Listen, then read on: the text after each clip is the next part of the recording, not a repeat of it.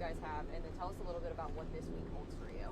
All right, so good evening. I'm Chelan County Sheriff Mike Morrison. Behind me, you'll see members of our federal partners, the U.S. Border Patrol, U.S. Marshal Service, and I also have a member of my administration, would be Chief Ryan Moody, who's overseeing our detectives unit as Chief of Operations. I appreciate all of you coming here today.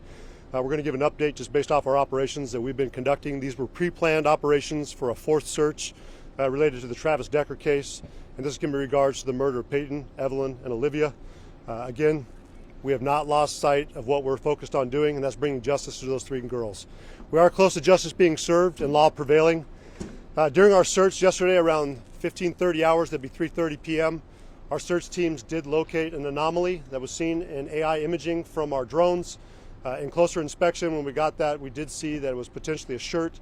We were able to get units on the ground that did confirm that the shirt was consistent with what we had seen in previous surveillance photos with Travis Decker. So I am confirming the shirt that we saw on scene is a match for what Travis was last seen wearing. In addition to shorts, which were U.S. Rangers shorts, they were also a match, and also personal items to include chewing tobacco that was consistent with what he had chewed, a bracelet which is consistent with what we'd seen in photos of him wearing. So collecting those items, we've since sent them off to the Washington State Patrol's crime lab. We're hopeful that we'll get those results back soon. I appreciate Chief John Batiste and the Washington State Patrol for continuing to be a constant ally for us. Even in my call this morning, I asked if he could expedite it. I understand the Chelan County Sheriff's Office is not the only agency within Washington State investigating a homicide and looking for quick results back from a DNA test. So Chief Batiste, Washington State Patrol, we appreciate it. We understand there are a lot of pressure. Going through the processing of the decomposition that we found amongst that clothing has been challenging for the State Patrol's crime lab. They were able to get DNA off that sample, and they are comparing it to the DNA samples that we have in place for Travis Decker. I have asked them to take their time, not rush this. This has been a thorough investigation up to this point. We don't want any mistakes made. Our investigative team has continued to be out on the ground today with Washington State Patrol's crime lab team.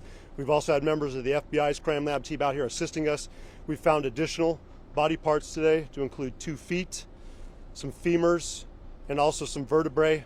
We've requested that these items also be sent off to Washington State Patrol's crime lab for additional testing to be compared.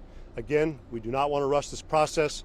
We'd like to have DNA results this evening, but I understand in the interest of justice to ensure this case is handled properly, we have asked them to stand by, test more samples, and we hope to get those in the next couple days. We're appreciative for our federal partners that have continued to be biased throughout this process. We recognize that we're trying to bring closure to this community, and more importantly, we're trying to bring pressure to our allies to come and give us more assistance where needed. But we do appreciate the fact that Whitney and her family have been very cooperative with us, and we're trying to bring them peace of mind and closure for this. We think we're one step closer. As soon as we get the results back, we are optimistic that these results will confirm that we have located Mr. Decker, but until that time, we're going to stand by and wait for the 100% confirmation. For the meantime, I'm going to bring up the representative from the U.S. Marshals, who have been our ally since day one, assisting us, leading the search effort, and I'll go ahead and let him take questions. Hi, my name is Gavin Duffy. I'm the Chief Deputy United States Marshal from the Eastern District of Washington. You guys have been on site. You've been part of this for months now, 3.5 months. You've pretty much been working hand in hand with Chelan. Can you explain why it took so long to be able to find this specific spot? It's less than a mile from where that campground is. I mean, I think if we look behind us into the backdrop here, the terrain is extremely complex, some of which would, it's hard to find anywhere in this country, and that's kind of what we found. I mean, it's incredibly steep, it's incredibly rocky, and that's why we have some of the experts, our Special Operations Group, and our partners with Border Patrols, BORSTAR, and BORTAC, who are all 3 experts in this terrain to do it. And I think we're pretty proud of the fact, using all the resources we could across the law enforcement and public safety spectrum to really drill down and find these remains, which we're very, very hopeful and fairly confident. Can you tell me a little bit about what it was like whenever whoever the teams were that initially went up there? They were those people that ended up identifying that shirt, seeing those pants. That was that moment. You guys thought, oh, I think we got him. Can you explain a little bit about what that feels like for you? I think it's the 1 yard line. I mean, we want to get across the goal line with the DNA, but we're pretty, it's a good feeling. We've put a lot of work. I mean, hundreds of people in law enforcement and other career fields have touched this case because of its importance to the Chelan and to the state. So to get to that 1 yard line where we are right now, maybe even a little closer, it felt pretty good for everybody working this case in any way. There were some people online that were curious if Travis Decker would have gone north to Canada or south to Mexico. What do you say to people who were curious about him ever going that far, in your expert opinion? Well, I mean, we appreciate the curiosity, right? I mean, we're in the business of finding fugitives and human beings, and they do unique things. And so, I mean, that's how we're thinking as well. But we use fact-based policing, and we utilize our partnerships with other agencies, state, local, and federal, and then we kind of narrow in on where we need to be looking, and for the most part, we're pretty successful most of the time. Is this search in that area wrapped up? Is anyone going back up to that site at all? At this point, no, we're going to shut it down for the night, but if something changes, then we'll be right back to it.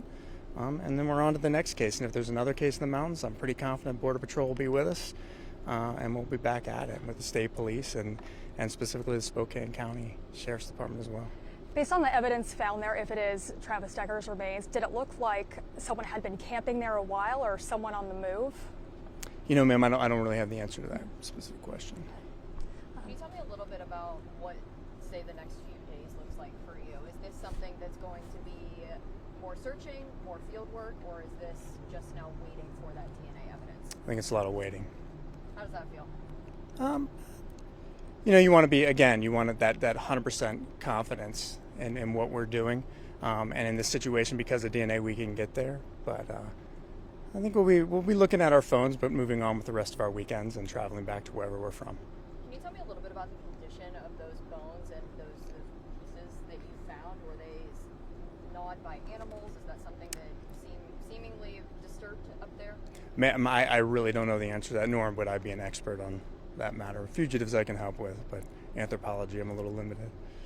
Can you say whether a firearm was discovered with Mr. Decker? I do not believe there was, no. Any hint of foul play there, just based on an initial look at the scene?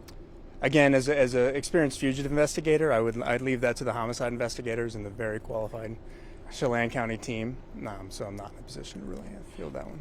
This is obviously a hit close to home for a lot of people. Wenatchee's a very small community, so is Chelan County. Any message you have in terms of the importance of closing a case like this? Well, I think everybody wants this closure across the community, and I mean, it's national level attention. We all want closure on this case, but so we're really hoping we get across, you know, to keep using the analogy, to get across the goal line and be done with this. But, you know, for the Marshal Service and every member of law enforcement, from here we just move on to the next violent fugitive. And that's unfortunate, but that's the reality. Sheriff Morrison, if I could ask you a question. Absolutely. You guys are from here, you live here. Yes, ma'am. Your guys have been part of this since day one. Kind of the same question for you. Mm-hmm. You know, you've met with the family, you guys know these people. How does it feel knowing you're so close to 3.5 months of just anxiety maybe coming to an end? We understand the work's not done. We're still in the midst of a homicide investigation. And as you asked too, if something were to have happened to Travis that was not natural or of his own cause, we're going to investigate it as a homicide investigation. We owe that to his family. We owe that to him. He's still a human being. He was a brother. He was a son. He was a family member. So again, I find his acts to be heinous, what he's alleged to have conducted and done. But overall, still going to treat him with respect. I said this throughout the process. We didn't want any harm to come to him, and we'll still treat his remains with the kind of respect that anyone would deserve. So we'll look into it, but we understand this is one step closer, as we said, to serving justice and ensuring that the law was issued. So we want to make sure this is closed out properly. We want to make sure the family has the closure. I want Whitney to sleep better at night. I want her family to sleep better at night. I want the community to know that our agency does not give up, no matter how daunting and how challenging the task is. We understand this was not easy. We get the community's frustration. We get our citizens' frustration. But overall, we'd love to have had this done in 3 days. Absolutely. It would have saved us a lot of resources. But it wasn't for a lack of trying. It wasn't for a lack of resources. We brought in some of the best minds in the country, from the FBI, the U.S. Marshal Service, U.S. Forest Service, even the U.S. Army's Criminal Investigation Division. We brought in experts in that field. We did everything. We talked with each other. We met afterwards, debriefed to make sure that we didn't make any mistakes, and continued to do everything possible. We understood this could be a criminal case that was going to trial. We didn't want any chance that this would be defeated when we went to trial. And again, I think we're close to the goal we wanted, but we're not going to rush. We're not going to pat ourselves in the back yet. We're not going to say congratulations until we get the results back and we know 100% this is Travis Decker. That is our suspect. That is our only suspect. That is the only evidence that we have shows that he's our suspect. So just to confirm, that is who we are looking for. That's who I believe we found, and we hope the Washington State Patrol can confirm that soon. One last question. Nope.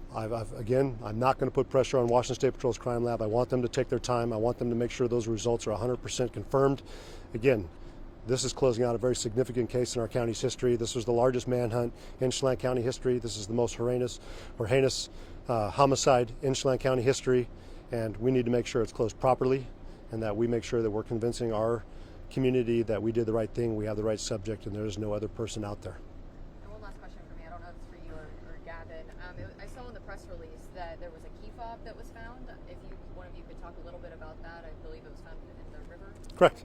Yeah, so we had a follow-up, and we really appreciate Sheriff Knowles and Spokane County Sheriff's Office for not only bringing their helicopter out here with their air support unit, but also bringing members of their dive team, and they were able to get into spots that National Park Service and our Chelan County Sheriff's Office Swiftwater Rescue Team were not able to get into, since there are spots you'd have to get underneath debris, and they were able to find a key fob in close proximity to our scene, which was great. I mean, it's an additional piece of evidence. We've collected it, we've put it in our evidence room, and it's been logged, but again, that's what it shows for cooperation and teamwork and just bringing additional resources that we didn't have. So we do not have a dive team here at Chelan County Sheriff's Office. Historically, we did, but again, appreciation to Sheriff Knowles and his team for coming in and assisting us further. All right, appreciate everybody. Thank you, Sheriff. Thanks. Appreciate it. Have a good night. So we're actually going to come